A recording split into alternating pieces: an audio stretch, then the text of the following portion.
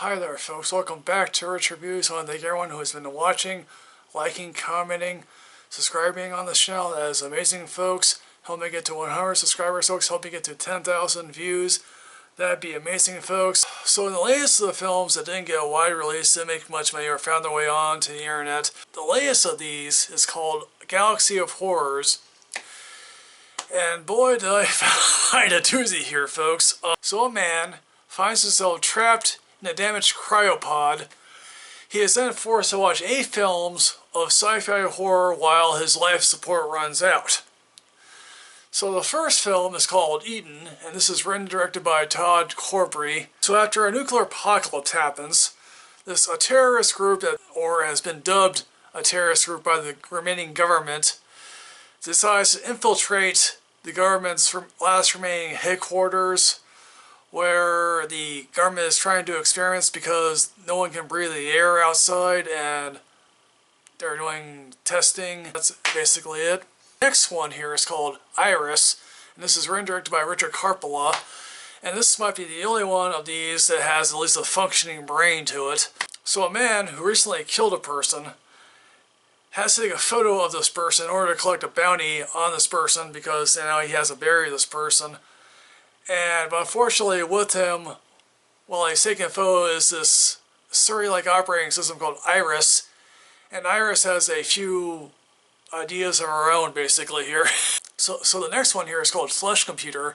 And this is written and directed by Ethan Schaeffel.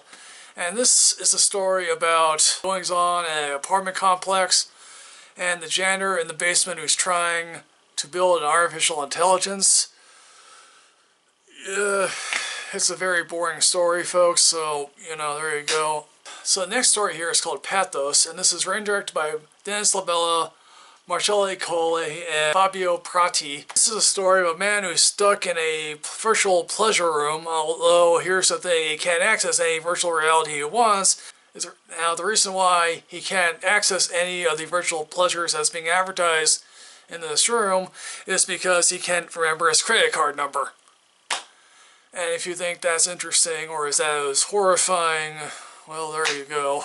So the next story here is called Eveless, and this is directed by Andrew Pandovan and co-written by Pandovan and Dolores Diaz. And this story is about the fact that the female gender has gone extinct. And it's about one doctor's tale to resurrect the gender. It's bizarre, it's not very interesting. The next story here is called They Will All Die in Space, and this is written and directed by Javier Chalon. The guy wakes up from hypersleep, or whatever it's called in this particular tale. His ship apparently is floating adrift in space.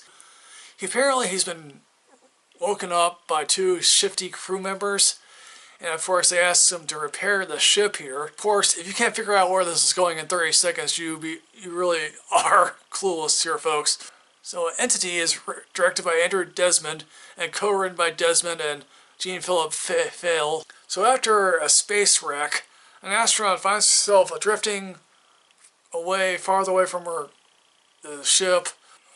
She finds herself being sucked towards a wormhole type entity, I think.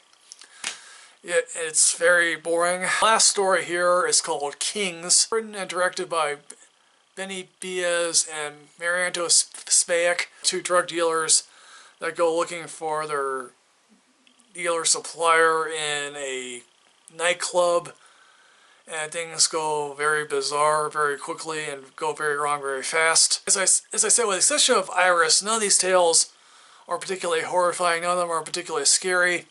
So out of everything that's you see here in this film, only one guy has a really extensive resume, and he has a resume in recreation things on a History Channel probably.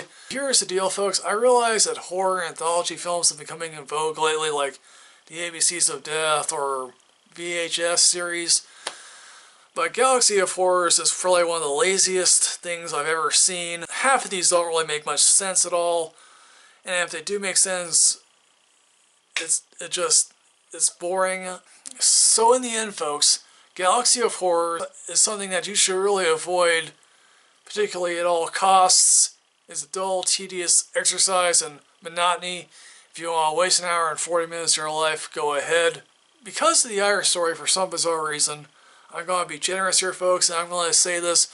Oh, I see it when you're drunk here, folks. Oh, yeah, I'm drunk on horror anthology, man. You know, good for you. So, folks, what did you think of Galaxy of Horrors? Did you happen to like this film? Did you happen to not care for it at all? If you disagree with me, put that in the comments box below. That'd be awesome. Let's start a conversation here. As always, folks, like, comment, subscribe, and enrich yourself with knowledge. I'll see you next time, folks.